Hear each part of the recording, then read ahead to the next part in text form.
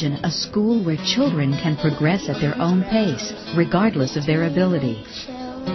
One that provides each child the opportunity to make decisions about what they want to know and when to move on to another subject. Imagine a school that teaches with hands-on materials, allowing children to absorb information using all their senses. Imagine a school that is a true community of learners, where children actually teach and learn from each other as well as the teacher, and assume their share of responsibility for maintaining the classroom environment. In the next few minutes, we will visit 3 elementary schools that offer children all of these opportunities. 2 of the schools are urban public schools, and 1 is a suburban private school. But they are all Montessori schools. Come into these classrooms and observe how these schools engage the minds of children, regardless of background or ability. As we watch these children work, we will introduce you to some of the basic elements of elementary Montessori schools, including hands-on materials, self-paced, self-initiated learning, and a multi-age community of learners. This is big research. All Montessori classrooms are based on a hands-on approach to learning. The materials that teach math, science, The other map. Yeah. geography, Say it again. 45 north, 7 east. Yeah. language arts, geometry, and other subjects are carefully designed to appeal to the child's imagination. Rich colors and pleasing textures, thoughtfully assembled, invite each child to take the materials from the shelf. If you can see something, if you can touch it, if you can feel it, you can hear it, see it, I mean, get your senses involved with it. Of course, it's going to heighten your learning. Any child. When you can feel these things and know how the exchanges are made, and that this is 10 times as much as this, and the size is there, and you can feel these things rather than seeing numbers that don't really mean a lot to you at that age. I think that helps a whole lot.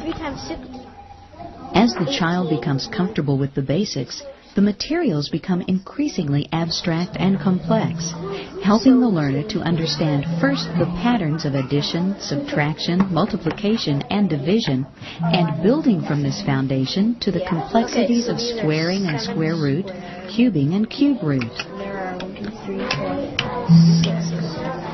And there's so many. And we use that. We're going to have to use that 1, 2, 3 times. Okay.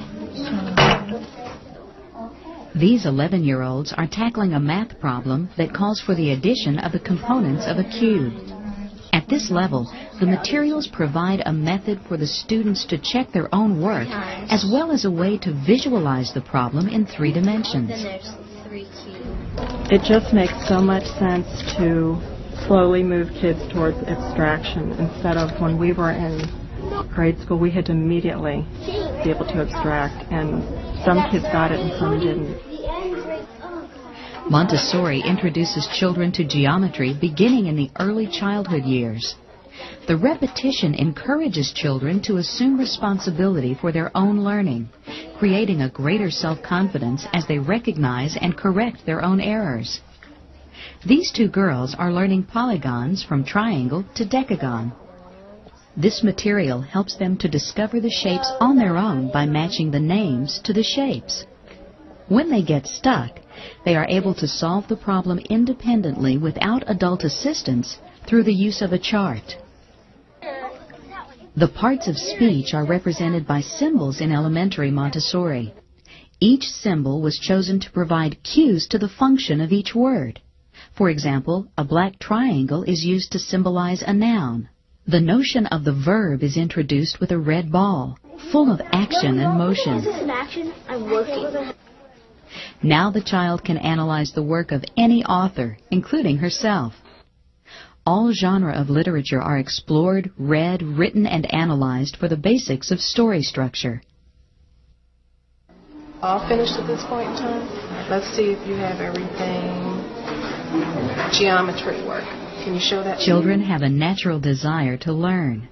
Teachers trained in the Montessori method build on that desire by structuring projects that follow each child's interests. Each student designs her own lesson plan with her teacher. After developing this work plan, students often pursue a project well beyond what they could in most other classrooms. It's very interesting because there's just a buzz around the classroom that seems, as a parent, you first wonder how they could get things done in the day, but they just look at their work plan and carry on throughout the day and do a wonderful job of completing their tasks. They don't have the time constraints that they might have in a traditional classroom, which I think allows them to have a much more relaxed attitude towards their learning. They are not in competition with one another. They are supporting one another. They're learning along with one another. Here, I know this, I'll help you, and you may know this, and you can help me. We know these are Get down. In this 9 to 12 class, a boy brought in bullfrogs he had found in a pond over the weekend. Several members of the class created a home for the frogs in an aquarium using pond water. They then embarked on a study of the natural environment of bullfrogs. The pond water was examined under the microscope to observe the one-celled animals the students had studied earlier. The Montessori science curriculum encourages hypothesizing, experimenting, and observation in building a knowledge base. Dead. He might eat it though. He won't eat the dead one. Yes, he will. He might. All of the students became fascinated with the skill the frogs had in catching insects with their tongues, and took turns catching grasshoppers and spiders to feed them, prompting further discussion on the digestive and neural systems of the frog.